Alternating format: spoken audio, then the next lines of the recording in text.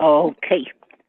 Good evening. Hello, everybody. Want to thank once again Libby Wolf for organizing our Rosh Chodesh Adar gathering and Farbrengen, and of course, Chana Etke Pfefferman. We look very much forward to your poetry, Emir Hashem. Thank you. Thank you. So in 1966, the Rebbe had a Farbrengen on Purim. And at the end of the Farbrengen, the Rebbe said, Kol ha-poishet yod, noisnein loy. That when someone stretches out their hand, you give tzedakah. And that night, the Rebbe gave kosher bracha to like 3 a.m. And when everyone got kosher bracha, the Rebbe went upstairs to his office to get ready to go home. And people heard that the Rebbe was giving kosher bracha, so they ran up to the office and they got kosher bracha. And when the Rebbe finished there, the Rebbe went to his car. And a few people who hadn't reached 770 in time ran to the car to get kosher bracha from the Rebbe. So it was a bacher who stuck out his cup. So the Rebbe says to him, Dachtach mir das schon bekommen. Correct me, but I think you got already. So the bacher says to the Rebbe, aber sie gewinnen a loch in mein cup, which means there was a hole in my cup, but there also could be a hole in my head, cup. So the Rebbe smiled and said, so was wird helfen, ich dir geben, if du hast a loch in cup? What will help if I pour? If you have a hole in your cup, it's going to pour out. So the Bacha says to the Rebbe, ich habe a neue cup. I have a new cup. And he got kosher bracha. So I'm thinking to myself, when you hear a story, especially from our Rebbe, what's the Musar Haskell here? And I myself couldn't figure it out, but I'll share something. I don't know if it's you might have your own idea. At times we go through a dry spell. We have a loch in cup, we have a loch in heart, you have a hole in your head, you have a hole in your heart. You're not feeling the energy, you're not feeling the chayas. So it's an avodah. You have to work on yourself. You have to fill up the hole and make yourself a kela. So when you have a locking cup, you have to think about it. So this evening, I want to share two small maimarim of the Alter Rebbe. Short maimarim that the Alter Rebbe said, they say Far Petersburg.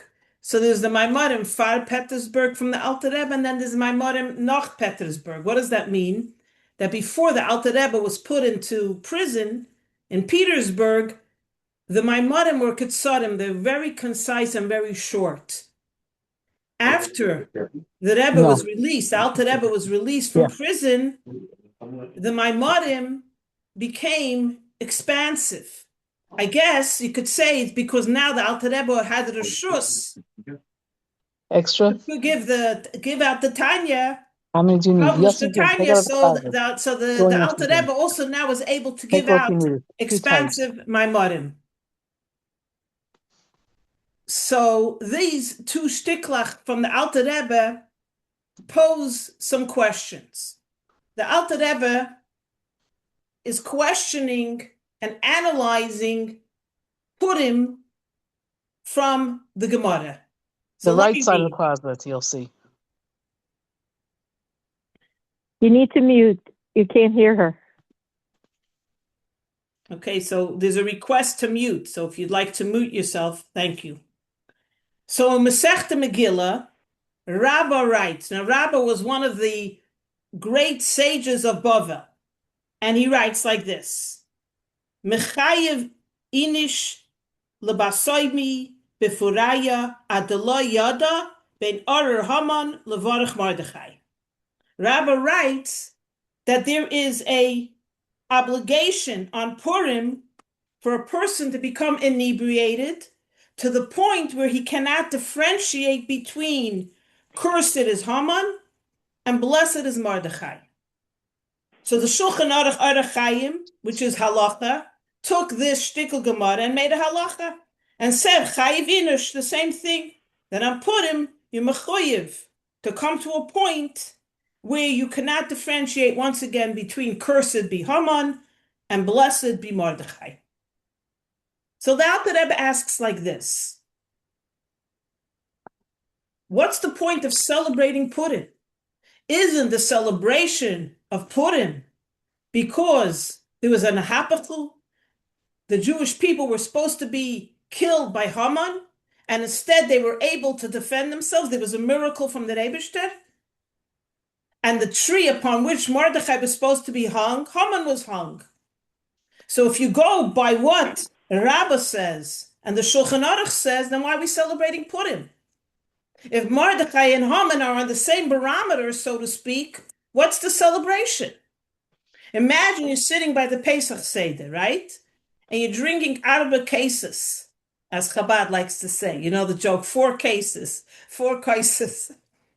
And suddenly you say, Moshe and Parai are the same. Then why are we celebrating? Yehuda, Maccabee, and Antiochus are the same. So what exactly does this mean? And also think of chinuch, of our children. Are we to tell our children there's no difference between good and evil? There's no difference between a Mordechai and a Haman? How are they to understand this? And the next thing, if you look into the Beis Yosef, he says something very sharp. He says, and I'm quoting, that it's Asur, Gomer, Shahish Karus, which means to get shikr. It's Asur Gomer to get shikr. And there's no greater Aveda, he says, Mizu Shehu Goydem Legilu Arayis Rishichas Damim V'Kam Aveda Zulasan.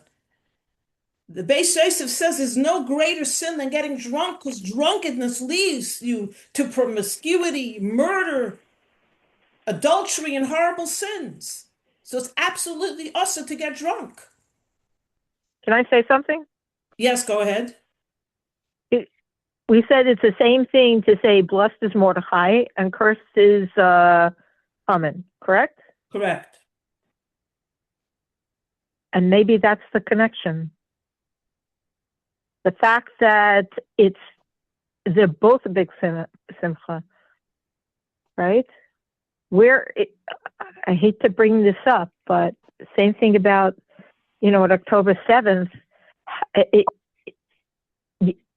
the release, I mean, I hate to say, but the joy in killing Haman is equal to how great it is to have Mordechai. The destruction of evil and the revelation of light is part of the same thing. That's just, I don't know. That's just something I wanted to say. Okay, go ahead. I'm sorry to interrupt. Nice. Can you say your name? Who shared this? Oh, what? I'm Dory. Oh, Dory. Okay. So Beis Yosef says it's absolutely terrible to become drunk. It's also to be to given to intoxication and inebriation. So you could say, one day a year we party. Don't we deserve one day a year to be free? But then we say, Shavisi Hashem Lenegdi Summit. Yidden don't take off a day from Torah and mitzvahs. We don't take off a day from morality and ethics. That's just not who we are. We're always standing before the Rebishter. And lastly, maybe you could say maybe by drinking, we're mimicking the Megillah. It all began with drunks and it ended with drunks. Remember, at the feast of Achashverosh gets drunk. Vashti has her own party where they're drinking, and that causes Achashverosh to demand that Vashti come immodestly, and he kills Vashti because she refuses, and then Haman becomes next in command, and then Esther makes a feast where Haman and Achashverosh also get shikr, and then she makes a second feast where they also get shikr, and that allows Haman to be hung on a tree, and so on. So maybe we're mimicking the Megillah by saying, drinking is not all that bad.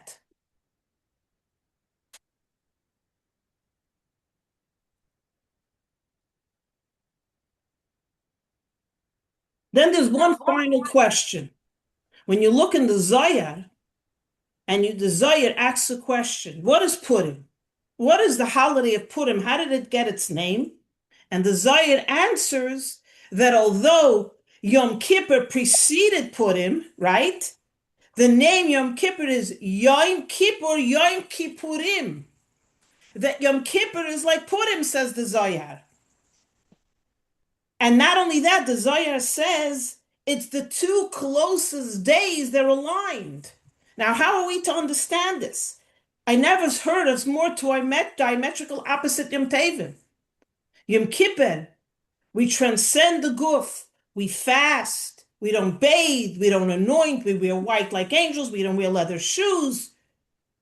There's no gashmias on Yom Kippur. We transcend the physical body and we all about the neshama connecting Toshav Hei Tshuva. And Purim is a party. We wear costumes, we feast, we send out shalach manos, more food, we give tzedakah, materialistic money. How does the Zohar say that Purim, Yom Kippur is like Purim? It doesn't even say Purim is like Yom Kippur. It says Yom Kippurim. Yom Kippur is like Purim.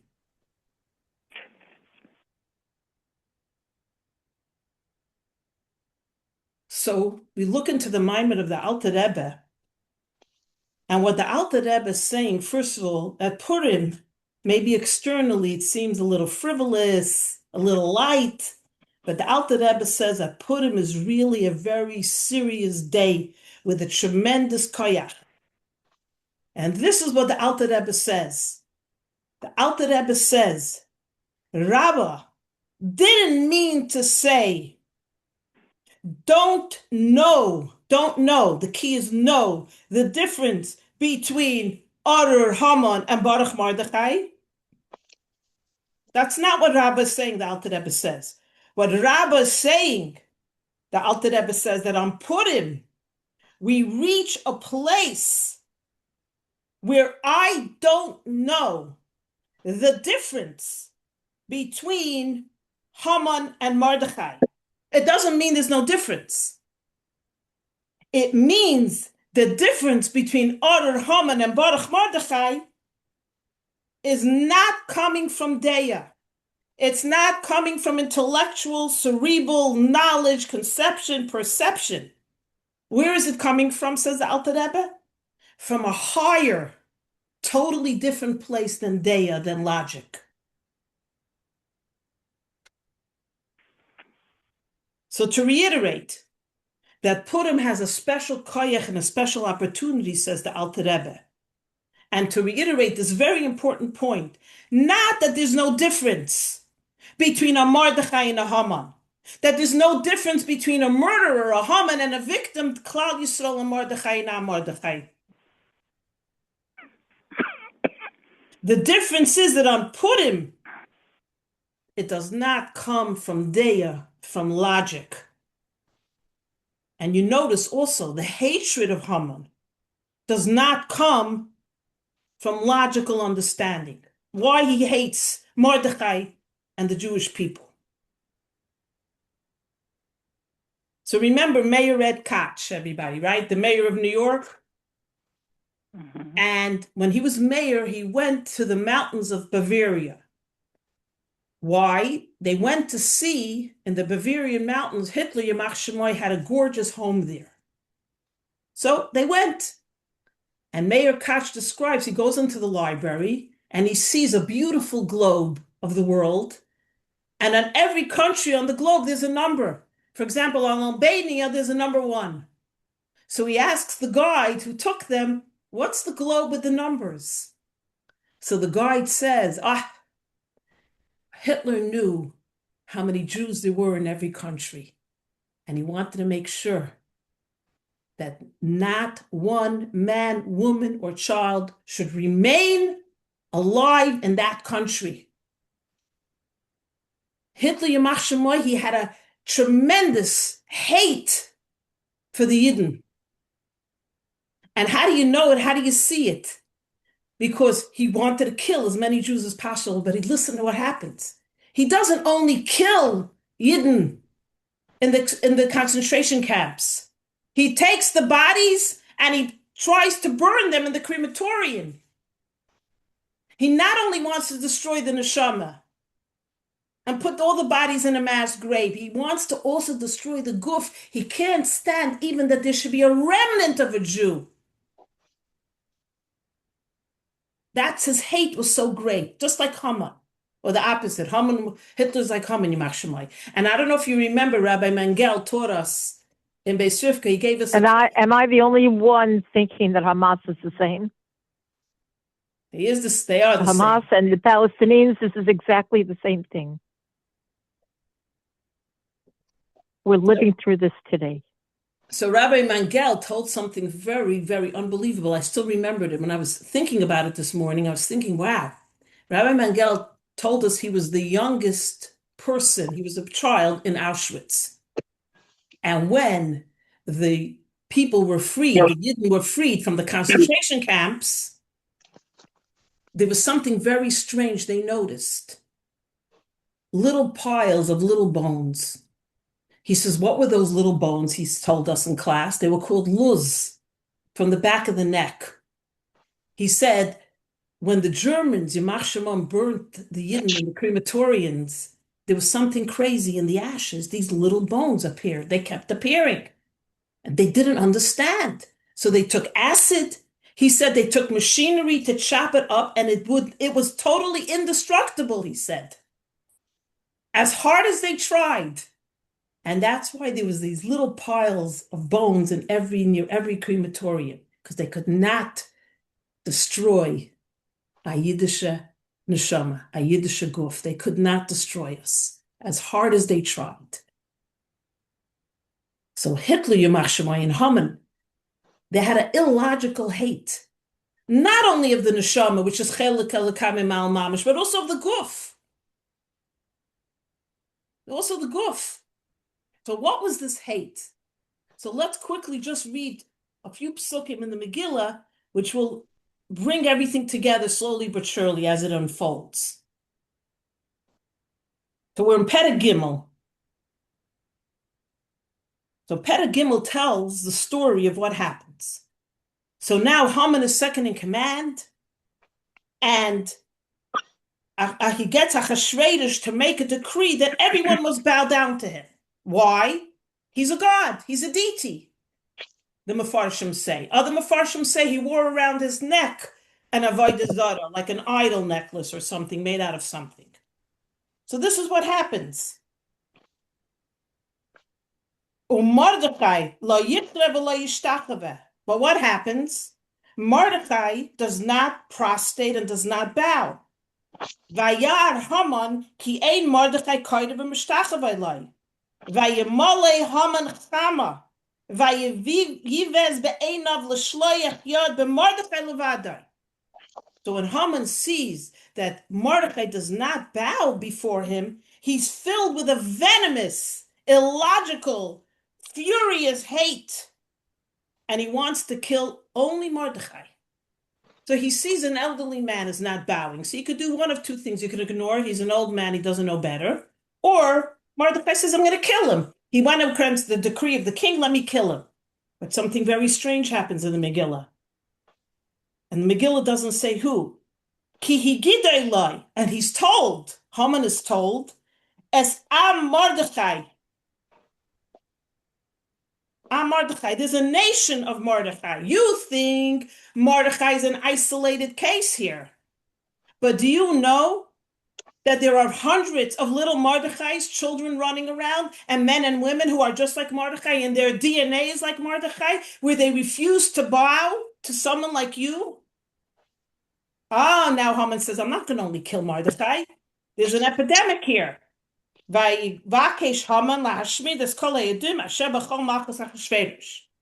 what does he do? He gets the king to make a decree that we are now going to kill all the Jews in the realm of Achashverosh. So you see how it unfolds. So what happened over here? Haman realizes at this point that every Yid, every Jew embodies Kedusha.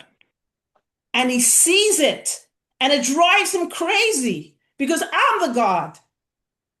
All tyrants, cruel people like Hitler, Haman, Hamas, they have a narcissistic, brutal nature. They cannot tolerate that there's a creator, there's a God, there's Kedusha. But he doesn't only see a chelik elikamim al mamish, a neshama of the yid. He sees that even the guf of the Jew has divine Kedusha, has divine energy. And that's totally drives him nuts. One thing you say the neshama is a chelik elikamim, but the guf, the body?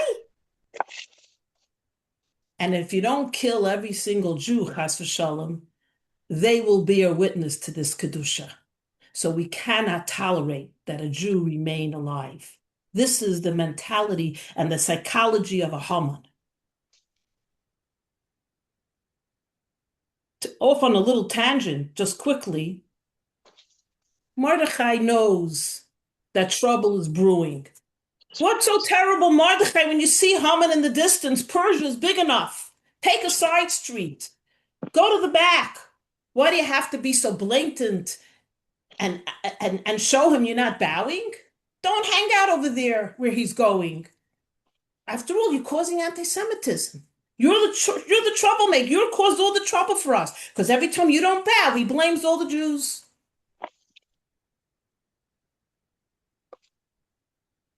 Also, why are you wearing a chai necklace? Take off your yarmulke, put on a baseball hat, tuck in your tzitzis.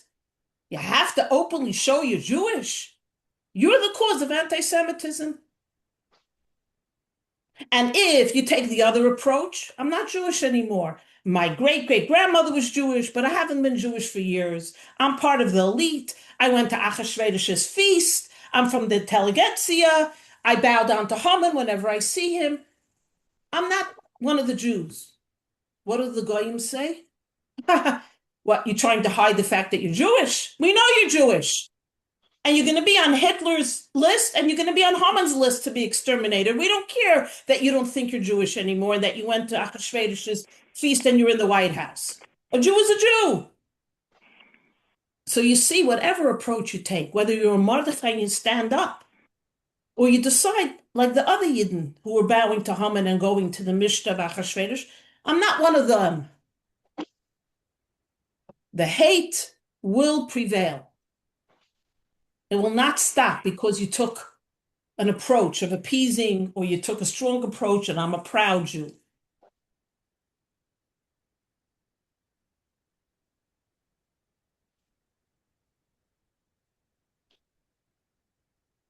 We see in the concept of logic and daya that hate is not logical. It's not something you can understand by daya. So what is Rabbah saying? Let's go back. Come back to the core point. That the difference between Haman and Mordechai is not based on intellectual understanding. What's the koyach of Purim? Purim brings out the relationship far deeper than understanding, than daya. The etzem core relationship of a yid with the Rebishter. That's what the koyach of Purim is. It transcends awareness. It's not part even sometimes of our consciousness. We may not even realize that we have that connection to the Rebishter. And quite the contrary, when you use logic and daya, you become confused. What do I believe? Do I believe like this? What am I doing? Should I do this? Should I do that? How should I proceed? So the Alter Rebbe says that when we operate above daya, above logic, above understanding, this allows our pnimius to rise and we become one with the Rebishter. This is the koyach of the Purim, that we go above logic. This is what the Alter Rebbe is trying to say. Now, in the Gemara Chulin, they ask a question. Haman min ha-Torah minayin. Where do we learn about Haman in the Torah? And the answer is in Bereshis Perek Gimel, Pasuk Yud Aleph, that Eibishter has a conversation with Adam and Chava. And he says, that Eibishter says to them, Vayomer, Hashem says to them, Mi higid lecha ki aramata, hamina eitz asher tzivisicha levilti achol mimena achalta? Who told you that you're not dressed? Remember, they say we're naked, we need clothes. So the Eibishter says, who told you you need clothes? Who told you you're immodest? When did you become self-conscious? Did you eat from the tree that I told you not to eat from? Hamin, Haman. Hamin ha'etz, Haman. Did you eat from the tree? Which tree? Eitz Hadas. The minute Adam and Chava eat from the tree of knowledge, of logic, the cheshbenos come into play. They cut off the divine flow, in a sense. They were operating above Deya. They were not self-conscious because they were operating on a much higher level than logic. The minute they eat the tree that gives them their intellect, now they're self-conscious. I'm not sneeze. I should be wearing fig leaves. And they cut off that special relationship with the Eibishter because now they're all logical and intellectuals. So this is what the Alter Rebbe is saying, that the minute you embrace logic, it's a whole different consciousness. So Purim shows us that we have to connect to a higher level of connection to the Eibishter, above understanding, above logic.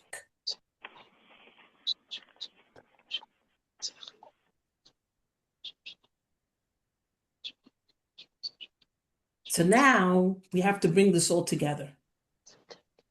The Alter Rebbe says, what's the avoid of Purim? As far as I'm concerned, it's the avoid of the whole year. Forget about Purim. And I want to underline the fact that this is not a simple thing that you hear it from the Alter Rebbe, and now we're going to change ourselves. We're all going to become illogical, so to speak. It's a avoid of a lifetime. But the Alter Rebbe says, what's the avoid of Purim? But before we go into what the avoid of Purim is, let's go back to Yom Kippur is like Purim. So like we said before, Yom Kippur, just the day, the Zohar says, atones for ourselves. If you do nothing more but fast on Yom Kippur, the atonement comes. Because it's a day where we transcend from the guf. We're all in the Shama. We're very soulful on Yom Kippur. Purim is the exact opposite. We express our relationship through the guf. Mipsari echsa likim. We eat, we feast, we give out shalach manas food. So Purim seems to be even greater than Yom Kippur. Because we're not only expressing ourselves through the neshama, we're also expressing ourselves to seemingly the guf, which seems so mundane. Haman wanted to kill not only the neshama, he wanted to also kill the guf. The whole Yid, the whole Jew. So that's why we eat and drink also on Purim. To show that even in guf, there's Ein Sof Baruch Hu.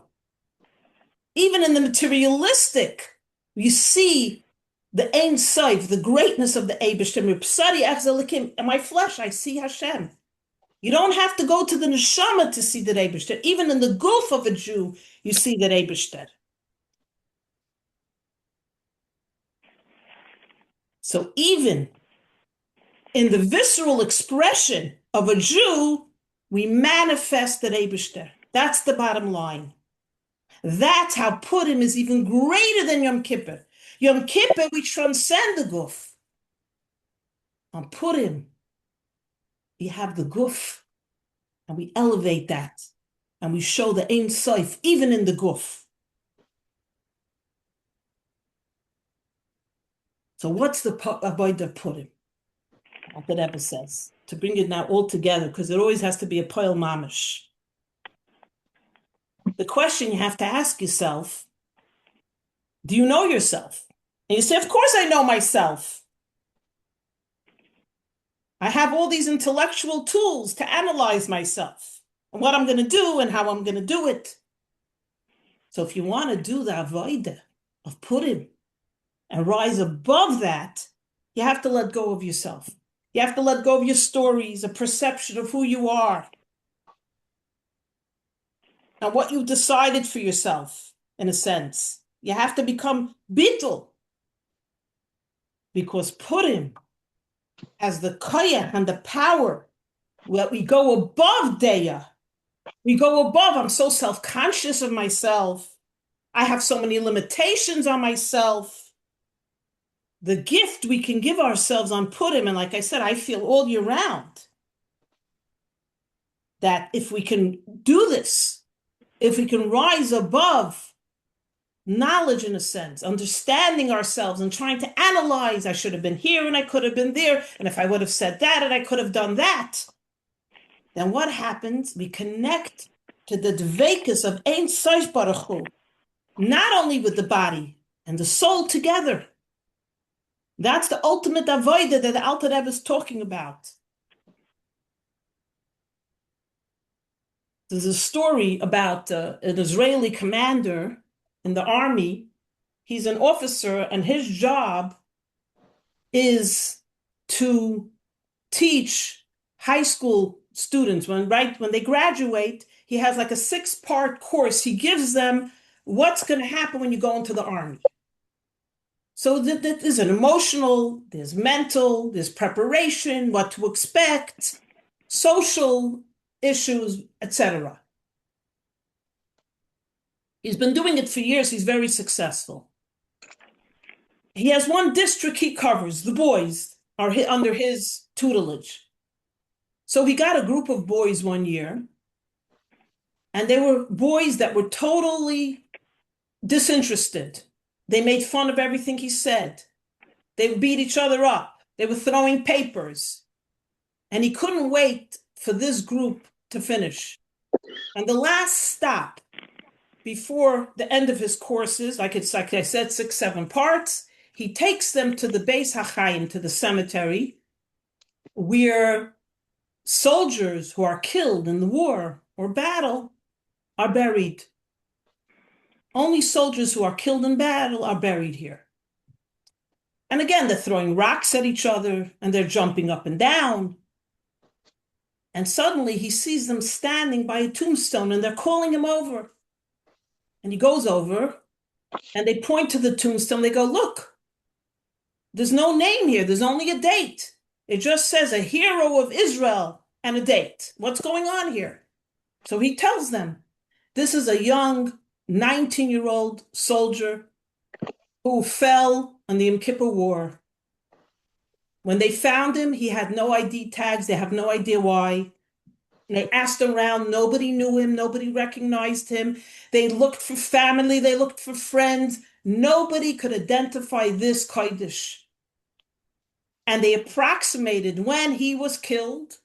And when they buried him, they wrote the hero of Israel and a date, which they made his yahrzeit because, what are they going to do? They don't know the exact date.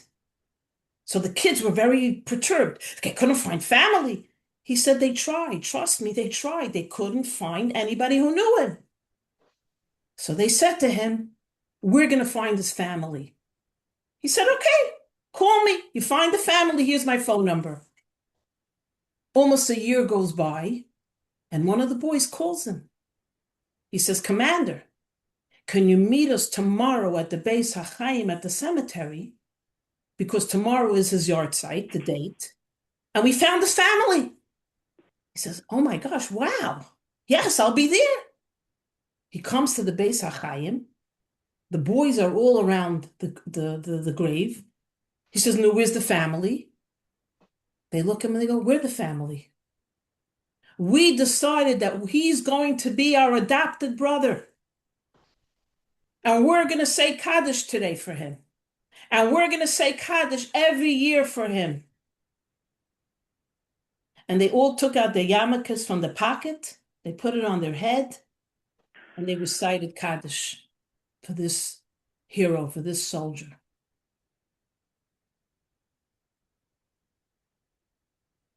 When Esther Hamalka heard about the decree, she says to Mordechai, what does she say to Mordechai? Leich kanes kol haYehudim, kol haYehudim. Emphasis on all the Jews. So Mordechai says, I could gather some of the Jews, but not all the Jews, because a lot of the Jews have assimilated into Persian society. They went to Achashverosh's feast. They're bowing down to Haman. They want nothing to do with us. She says, no, Mordechai. Kol haYehudim. You have to bring every Jew together. And Mordechai does. And the Torah says then in the Megillah, there was an ahapachu. So what's Peshat Nahapachu? A transformation. Like we said, instead of the Jews having to defend themselves, they were able to attack and fight back. And instead of Mordechai being hung, Haman is hung, and so on and so forth. There's an Nahapachu. But Chassidus explains there was a much deeper Nahapachu here. All those Jews that left Mordechai and said, no, we're part of now Persian society. They're never going to go after us. We're not part of those Jews. And then they saw that Haman was hunting down every Jew, regardless of what they thought about themselves. Then the Hapachu, there was an internal transformation. They did tshuva and they came back and they stood together with Mordechai. And Esther knew this. She knew there was going to be an Hapachu here. So you look at these boys throwing rocks, making fun, but they come to a place and they meet a soldier who has no one. And suddenly, for illogical reasons, you don't know, there's an Hapachu. There's a transformation. Now he's their brother. And they're going to say Kaddish for him.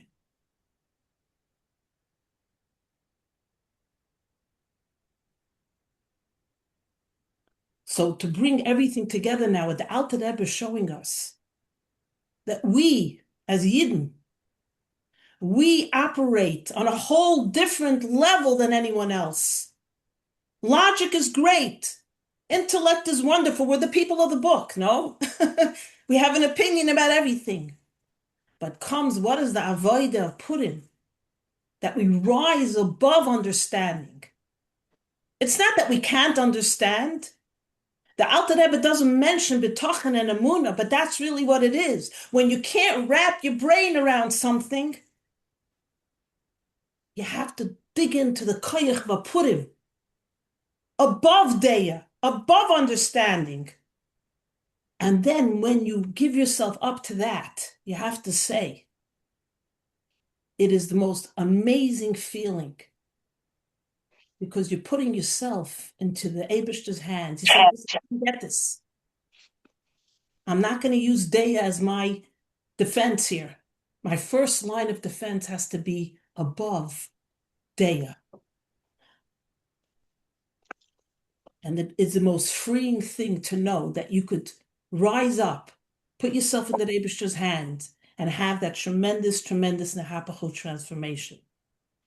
So let's hope that we will see our Nahapachu of the Rebbe's promise to us, that we should see the Gilui, Hamitis v'Hashleimus al Yedei Mashiach Tzidkenu should be already now with the Binyan Beis Hamikdash Hashlishi. Amen. Thank you. Amen. Amen. So much, Freida. Beautiful. Amen. Freddie made me cry. Okay, now